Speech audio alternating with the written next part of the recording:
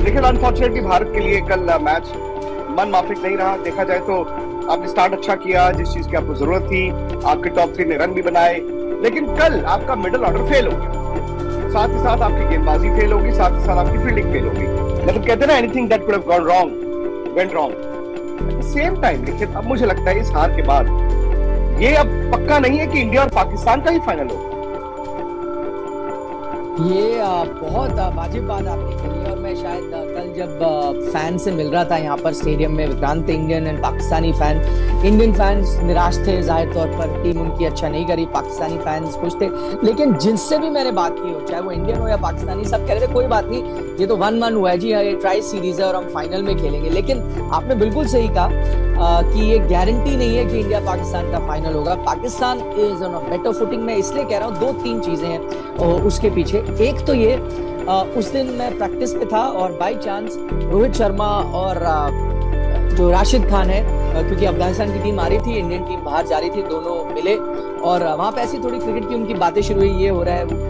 और रोहित ने ये कहा, 2 चीजें कही रोहित ने जो स्टैंड आउट होती है, और मैं क्योंकि वहीं खड़ा था, एक चीज उन्होंने कही, जब अफगानिस्तान टीम आ रही थी, उन्होंने कहा ये है इस टीम की, इस टूर्नामेंट की खतरनाक टीम। तो ये रिस्पेक्ट इंडियन टीम को है अफगानिस्तान के लिए। दूसरी बात ये हुई, जब वो बात कर रहे थे कि भाई क्या हो सकता है टीम में, क्या कॉम्बिनेशन, उसमें राशिद कह रहे थे क्या लगता है रोहित भाई क्या करना है। उन्होंने कहा यार आपको क्या टेंशन, पहले क्या करना है, बैटिंग या बॉलिंग, आपकी टीम इतनी जबरदस्त है। तो ये मतलब एक चीज दर्शाता है कि इस वक्त बाकी टीमों को भी पता है कि अफगानिस्तान टीम जैसी खतरनाक है। ठीक है, श्रीलंका से वो मैच हार गए, लेकिन उससे खतरे और बढ़ जाते हैं, क्योंकि श्रीलंका भी धीरे धीरे लय में आ रही है। तो श्रीलंका लय में आ रही है, अफगानिस्तान डेंजर, इन दोनों टीमों के साथ भारत ने मैच खेलना है और आपको दोनों मैचेस जीतने होंगे अगर फाइनल में पहुंचना है। तो गिवन नहीं है कि एक इंडिया पाकिस्तान फाइनल होगा। देखिए बड़ा क्लोज मैच हुआ, पहला मैच इंडिया ने जीता, बड़ा क्लोज मैच जीता, इंडिया ने ये मैच जीता, बड़ा क्लोज मैच जीता। लेकिन मुझे जो डर सता रहा है वो ये है कि पाकिस्तान नीचे से ऊपर जा रहा है। मतलब इंडिया के अगेंस्ट उनकी बैटिंग बड़ी खराब थी। हांगकांग, चलो उनके मैच के दौरान बैटिंग थोड़ी अच्छी हुई, कल उन्होंने यार चेहरे पर शिकन आए बिना इतने रन चेस किए हैं। किसी स्टेज पर ये लगा नहीं कि पाकिस्तान के पास वो विश्वास नहीं है, जिस विश्वास की कमी कई साल उस ड्रेसिंग रूम में दिखी है।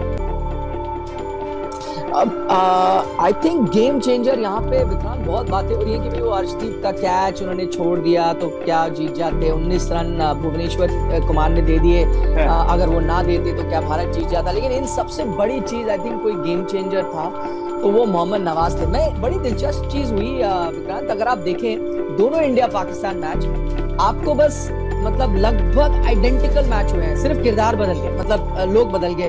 वो ये कि टॉस जीता, पहले उस वक्त इंडिया चेस कर रहा था, इस बार पाकिस्तान चेस कर रहा था, ये फायदा आपको पता है यहाँ पे होता है। दूसरी बात, इंडिया ने रविंद्र जडेजा को भेज दिया नंबर 4 पे और वो गेम चेंजर से बन गए। यहाँ पर और नवाज को उन्होंने भेजा, वो भी लेफ्ट हैंडर और वो गेम चेंजर बन गए। तो लगभग उन्होंने, पाकिस्तान ने कुछ क्रूशियल कैचेस उस वक्त ड्रॉप कर दिए थे, यहाँ पे इंडिया ने कुछ क्रूशियल कैचेस ड्रॉप करे। तो लगभग एक जैसा ही मैच हुआ, हूबहू मैच हुआ, बस किरदार बदल गया, इंडिया पाकिस्तान बन गया, पाकिस्तान इंडिया बन गया।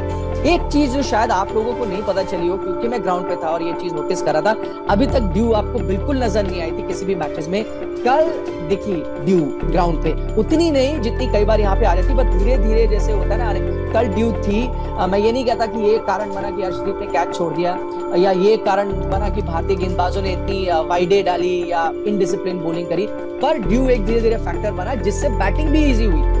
जिस तरह के शॉट्स पाकिस्तान के बल्लेबाज लगा रहे थे वो भी उनके लिए आसान हुए। और आपने सही कहा, बहुत कंट्रोल्ड तरीके से उन्होंने चेस किया। मौका बना था आई थिंक जब दोनों बल्लेबाज आउट हो गए थे, रिजवान और आपके नवाज, और 2 नए बैट्समैन आए थे, तब मौका एक कुछ बना था। लेकिन भारतीय टीम ने वहां चूक करी, मैच फिर उनके पक्ष में आता, गेंदबाजी को लेकर चूक की। इतनी बॉलें आपने वाइड डाली, इतनी बॉलें आपने शॉर्ट डाली, क्योंकि शॉर्ट पिच बॉलिंग उस मैच में चल गई, आप पहले गेंदबाजी कर रहे थे, आप उसी प्लान के साथ फिर आप गए कि शॉर्ट पिच बॉलिंग में आउट करेंगे। इस बार पाकिस्तान भी तैयार होकर आए थे, तो कुछ नया नहीं लेके आए भारतीय टीम, वही सेट फॉर्मूले के साथ गए और इस बार पाकिस्तान तैयार था।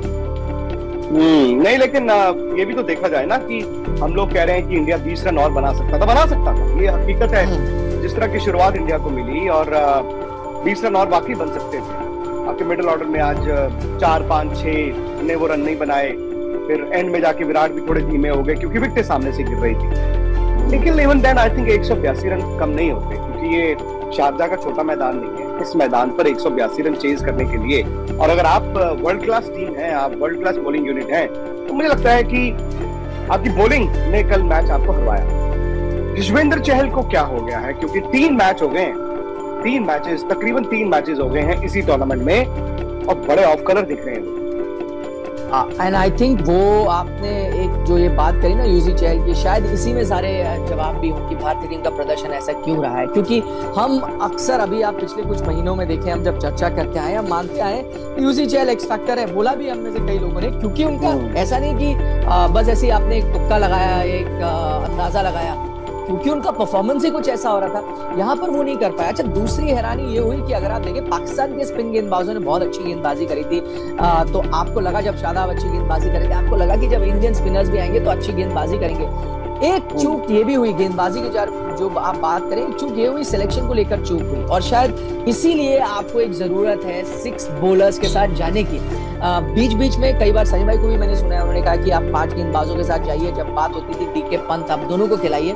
पर आप ये चीज तय हो गई है कि आप अगर ऑलराउंडर है उनमें एक हार्दिक पांड्या, आप 5 गेंदबाजों के साथ एक मैच में नहीं जा सकते। आपके पास एक छठा गेंदबाजी विकल्प था दीपक हुडा में, लेकिन जब आपने उनको ओवर नहीं दिया, खासतौर पर तब जब नवाज अच्छी बैटिंग कर रहे थे, एक लेफ्ट हैंडेड बल्लेबाज अच्छी बैटिंग कर रहा है, शायद आप हुडा को देते कि भाई एक लेफ्ट हैंडर को कई बार ऑफ स्पिनर आउट करता, आप नहीं गए, जो ठीक है, वो कप्तान की सोच है, लेकिन आपको क्या दर्शाते ही है वो सोच? तो फिर आप दिनेश कार्तिक को खिला देते, उनको बतौर गेंदबाज, फिर मैं कहता हूँ आप दिनेश कार्तिक को खिला देते। हाँ, तो अगर आपको दिनेश हुडा से बॉल नहीं कराना, तो आप देखिए, आपने ये एक रविंद्र जडेजा के बाहर होने से अब मैं लफ्ज पैनिक इस्तेमाल करूंगा, बिकॉज आप रीएडजस्ट तो करते हैं, आप एडजस्ट करते हैं, रीएडजस्ट करते हैं। मैंने भी कहा था कि आपको एक बीच में लेफ्ट हैंडेड बैट्समैन चाहिए होगा यार स्पिनर्स के लिए। हालांकि Rishabh Pant was a disappointment yesterday, बहुत निराश किया उन्होंने, क्योंकि उनको रखा गया था कि यार स्पिनरों को तोड़ना है, जो नवाज ने आके किया। बट अगर आपने ऋषभ पंत आपकी पहली चॉइस तो है नहीं, ये आपने पाकिस्तान वाले मैच में हम सबको बताया कि भाई ऐसा है, वर्ल्ड कप में दिनेश कार्तिक हमारे विकेट कीपर बैट्समैन है, ऋषभ पंत नहीं। फिर अचानक से आपने कल का कॉम्बिनेशन बनाना था, आपने आवेश को रिप्लेस करना था, फिर आपने बैलेंस लेके आना था, आपने 3 बदलाव किए, ठीक है। और अगर दीपक हुडा को बॉल नहीं कराना, तो फिर दिनेश कार्तिक के लिए तो सिचुएशन, फिर उनको आप बैटिंग कराइए। मुझे ये बात नहीं समझ आई। दूसरा, मुझे ये नहीं समझ आया कि अगर आवेश के बारे में कोच ने कहा उस दिन कि भाई वो बीमार है, वो बुखार है उनको, होपफुली आने वाले मैचों में वो ठीक हो जाएंगे।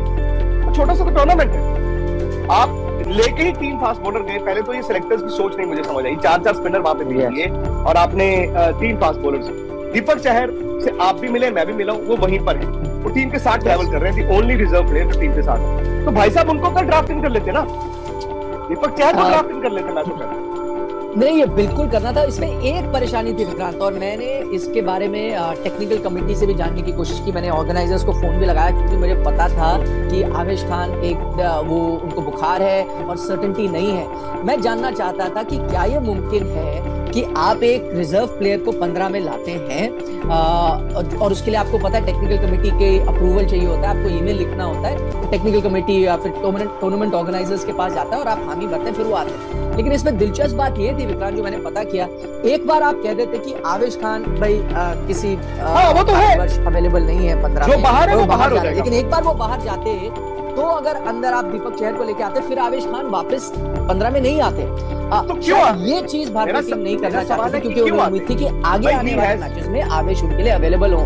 लेकिन सवाल तो ये भी उठता है ना कि अगर आप, ये मैच भी तो इम्पोर्टेंट था, आप ले आते दीपक चहर को, ठीक है, अगर उसके आगे आवेश अवेलेबल नहीं होते तो आप उसको इंजरी की तरह ट्रीट करते और आप दीपक चहर के साथ ही फिर आगे टूर्नामेंट खेलते।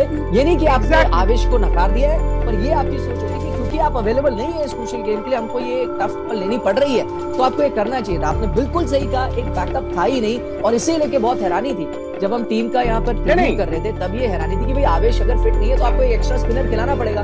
ये पाकिस्तान की टीम को भी पता था, जो शायद आइडियल नहीं था। जब आप डेथ में आए आपको रोटेट करना पड़ा ना, आपको बिश्नोई को डलवाना पड़ा आखिरी कुछ ओवरों में एक ओवर। तो मैं यही कह रहा हूँ, यही आपके पास एक एक्स्ट्रा गेंदबाज होता है, एक तेज गेंदबाज, जो कॉम्बिनेशन ने आपको मैच जिताया है। ठीक है रविंद्र जडेजा नहीं है, पर फिर भी अगर आप थोड़ी बेटर सिलेक्शन करते तो ये चीजें कवर हो सकती थी। आई थिंक 4-4 जब आप चेंजेस करेंगे, ऑलमोस्ट 4 हो गई अगर आप पिछले मैच से देखें, इतने सारे अगर आप चेंजेस करेंगे तो कभी भी मतलब दूसरी टीम है ना, आप दूसरी टीम को कॉन्फिडेंस देते हैं, ये आप दर्शाते हैं आप थोड़ा पैनिक हो रहे हैं। ये आपने दर्शाया, दूसरी टीम को उसका फायदा मिला, और जो विनिंग कॉम्बिनेशन है नहीं चला, बहुत कारण रहे इस हार के पीछे। तो मुझे तो लगता है कि आवेश अगर बीमार थे, उनकी बैड लक थी, आप चेंज कर देते, क्योंकि आवेश इसलिए टीम में है बिकॉज दीपक चहर जो थे वो तब पूरी तरह फिट नहीं थे, और दीपक चहर वॉक्स इन, दीपक चहर वर्ल्ड कप के कंटेंडर हैं, शायद आवेश खान नहीं है। खैर एक विवाद भी हुआ कल की, बहुत बड़ा विवाद अब प्रेस कॉन्फ्रेंसेस में होना शुरू हो गया है। विराट कोहली आए, विराट ने कहा कि मैं अच्छा महसूस कर रहा हूँ, सारी बातें उन्होंने बोली। जो उन्होंने एक बात बोली कि जब मैंने कप्तानी छोड़ी थी, टेस्ट कप्तानी छोड़ी थी, तो मुझे किसी ने टेक्स्ट मैसेज नहीं किया, मुझे सिर्फ MS धोनी ने किया। कई लोगों के पास मेरे नंबर हैं, लेकिन लोग मुझे सुझाव नहीं देते, वो टीवी पे जाके बोलते हैं। ये क्या था सर? देखिए एक चीज आपने कही ना, प्रेस कॉन्फ्रेंस में विवाद हुआ।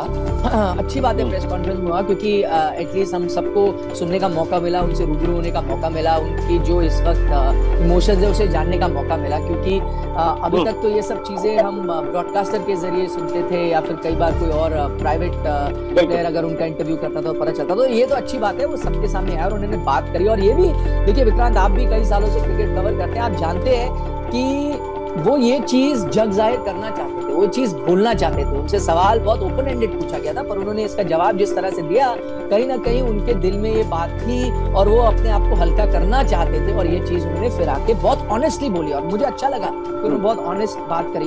2-3 चीजें मैं अगर उनका पूरा बयान गौर से देखूं ना, 2-3 चीजें मेरे लिए जो साफ हुई हैं, और मैं आपकी भी राय जानना चाहूंगा। सबसे पहली चीज मेरे लिए साफ ये हुई, वो ये कि जब उन्होंने टेस्ट कप्तानी छोड़ी, वो उनके लिए एक लो फेज था, एक लो मोमेंट था उनके करियर में। ये चीज साफ हुई, क्योंकि अब तक तो सिर्फ कयास लगाए जा रहे थे कि भाई वो क्या था।